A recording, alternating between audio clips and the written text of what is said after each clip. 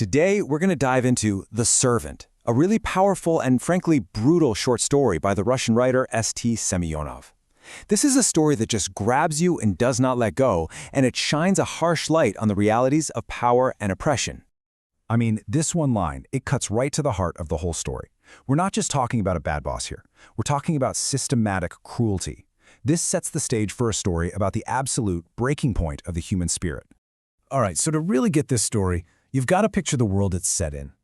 We're in 19th century rural Russia, a place built on this incredibly rigid social hierarchy. What's so powerful is that the author, Semyonov, he actually came from a peasant family, so he's writing about this world with a kind of raw, authentic understanding of its injustice. At its heart, this story is about two forces on an unavoidable collision course and the tragic outcome when they finally crash into each other.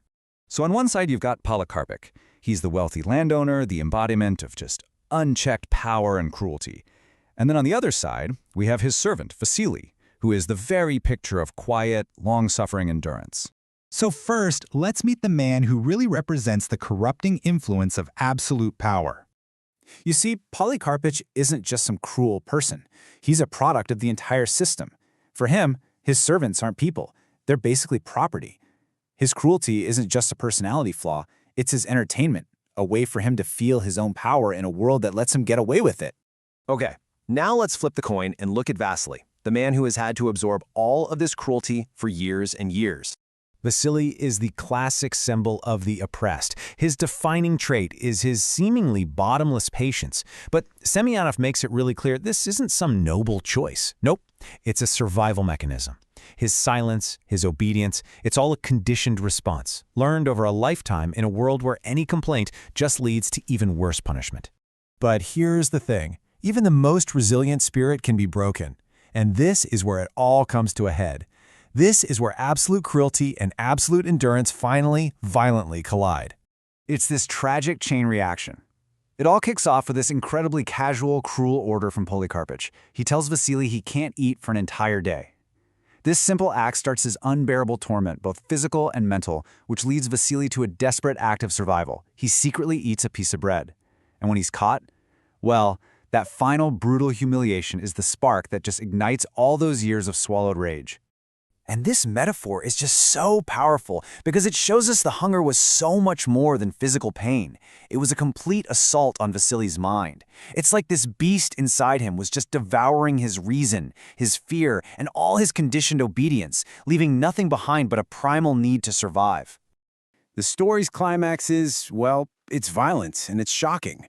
But Semyonov uses it to ask some much deeper questions. So let's step back and unpack the symbols he's using to give this violence its real meaning.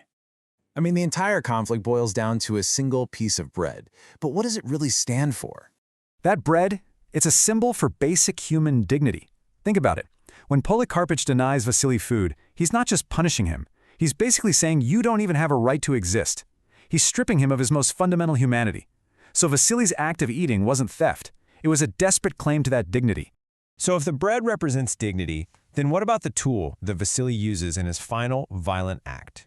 The axe symbolizes the tragic consequence of a world that has no justice. For years, that axe was just a tool for his work.